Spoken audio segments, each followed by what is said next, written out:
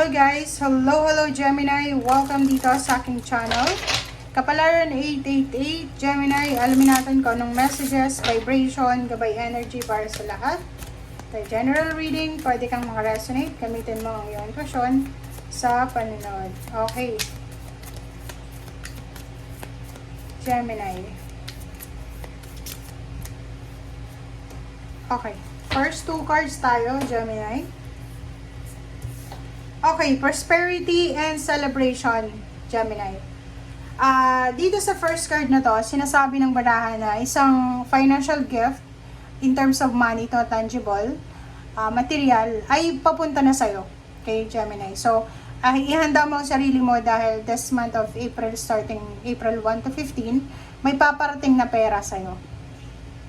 Kung ikaw ay nagtatrabaho, may business, yung income ay pataas siya ng pataas. So, increasing yung income.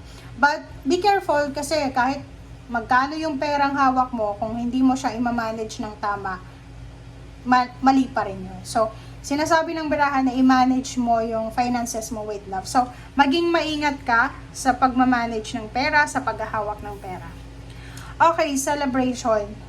Gemini, sinasabi ng baraha sa'yo dito na isang positive outcome ang siguradong sigurado na. So, celebrate your success and enjoy mo daw yung achievements mo. So, sinasabi ng baraha lahat ng ginagawa mo sa ngayon, siguradong sigurado na Gemini na positive outcome yung result niyan. Okay? And celebrate winnings, kahit small wins, ganyan. I-celebrate mo pa rin. Okay.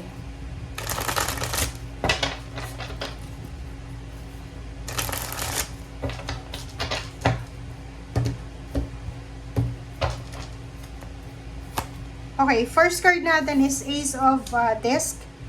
Yung Ace of Disc is an opportunity. Parang dito sa sinasabi na prosperity and abundance, may incoming siya, incoming financial gain, financial freedom, parang ganon. It's a job offer. Pwedeng, may meron kang prospect na company and luckily mag-offer sila sa'yo ng trabaho or pwedeng, yun, financial opening. So, yung door to value ay open siya for the month of April. Okay. Seven of Disc. Nakikita ko sir dito na posibleng may matagal ka nang hinihintay na breakthrough, lalo sa pera, trabaho, negosyo, ang posibleng makukuha mo. Okay, Judgment. Isang decision making ang kailangan mong gawin. Pwedeng may mga Gemini na nakapag-desisyon na sila kung ano talaga ang gusto nilang gawin sa buhay or kung ano talaga ang purpose nila dito sa mundo. Two of Swords. Nakikita ko sa'yo dito na pero nakapag-desisyon ka, pero yung iba sa inyo nagpa-procrastinate pa rin. Yung parang, okay, alam mo kung ano yung direksyon, alam mo kung saan ka papunta, pero parang feeling mo wala kang strength para i-pursue ito. Parang feeling mo, kahit anong gawin mo, hindi pa rin mangyayari, parang gano'n. So, like for example, itong Seven of Disc, 'di ba? For example, may ginawa ka ng trabaho, malapit ka nang mag-retire. Okay? So, ang decision na gagawin mo, parang iniisip mo, pag nakuha ko yung retirement ko, ano ba yung gagawin ko? Hindi ka sigurado. Sigurado ka na may makukuha kang pera, ganyan, ganito, pero hindi ka sigurado kung anong gagawin mo sa perang yun. Okay? So, yung Prince of Swords is all about kung saan direction ka papunta. So, comment down below if you resonated, Gemini, kasi sayang yung opportunities dito eh. So, for the month of April, if hindi ka sigurado, pag-isipan mo, okay? Huwag yung kasi energy mo yan eh. Sobrang energy yung, kung ano yung naisip nyo, yun lang yung gagawin nyo, di ba? So, this month, kailangan mong pag-isipang mabuti. Kailangan mong maging matalino. Kailangan mong isipin na, anong gagawin ko na to is hindi ito pang short term. Kailangan kong pag-isipan to ng 100 times kasi long term to eh, diba? So, yun.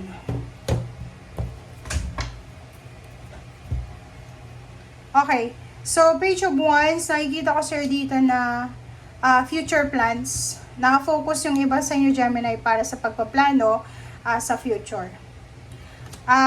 Regarding sa future, nakikita ko yung sobra-sobra kang excited. Pwedeng excited ka sa promotion, sa salary increase, sa retirement, sa pagpapatayo ng bahay, sa pag-abroad, pagta-travel.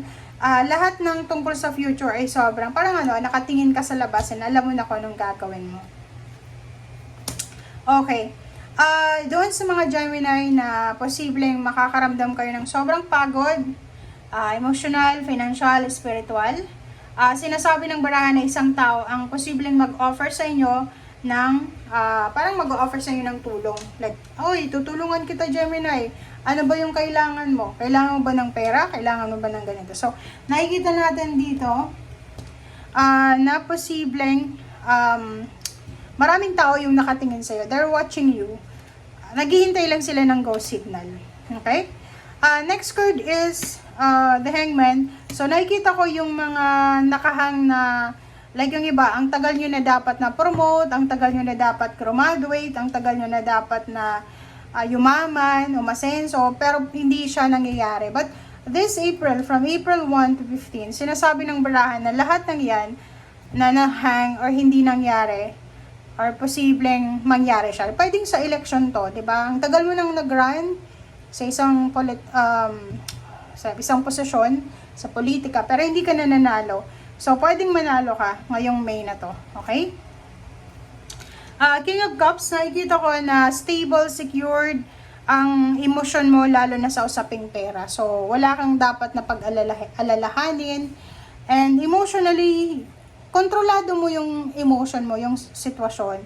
Mayroon ditong iba sa inyo na bago matapos yung second week ng April, parating siya ng second half ng April. Makakatanggap kayo ng balita na yung balitang ito is posibleng siya yung minamanifest mo. Pinapangarap mo talaga siya. Okay? Pinapangarap mo talaga siyang pera, trabaho, negosyo, or anything na tangible or material. Kaso lang, mag-iingat ka kasi etong pinapangarap mo na to, Gemini, marami ding nangangarap na ito. Diba? Pinag-aagawan siya. So, maging matalino ka. Oh, diba? Kita mo yan? Nakikita ko siya dito na mag-iingat ka sa mga taong nag-o-offer sa'yo ng tulong financial. Mag-iingat ka sa mga taong, kunwari, magpapautang sa'yo ng pera. Kasi baka gamitin nila yung information mo para umutang sila ng pera na mas malaki. Okay?